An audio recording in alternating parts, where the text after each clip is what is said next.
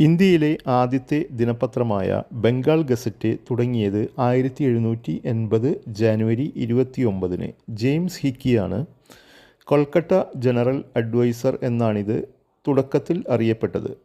ഇന്ത്യയിലെ ആദ്യത്തെ ദിനപത്രം ബംഗാൾ ഗസറ്റ് തുടങ്ങിയ വർഷം 1780 ജാനുവരി 29-ന്. സ്ഥാപകൻ ജെയിംസ് ഹിക്കി. ആദ്യ പേര് കൽക്കട്ട ജനറൽ അഡ്വൈസർ. അടുത്ത പോയിൻ്റ്, ഇന്ത്യൻ ദിനമായി ജാനുവരി 29 ആചരിക്കുന്നു. Indian news paper day January 29. പ്രസിദ്ധീകരണം തുടരുന്ന ഏറ്റവും പഴയ മലയാള പത്രം ദീപിക. 1887 പ്രസിദ്ധീകരണം തുടങ്ങി.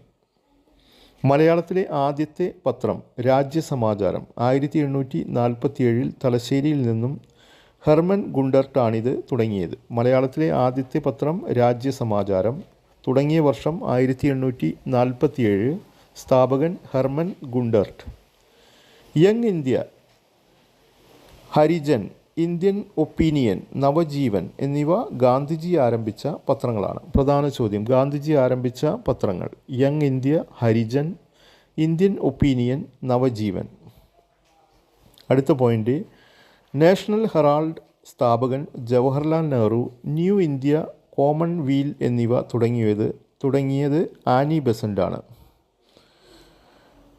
അൽ ഹിലാൽ സ്ഥാപകൻ മൗലാന അബ്ദുൽ കലാം ആസാദ്. ബാലഗംഗാധര തിലകൻ ആരംഭിച്ച പത്രങ്ങളാണ് കേസരി, മറാത്ത എന്നിവ.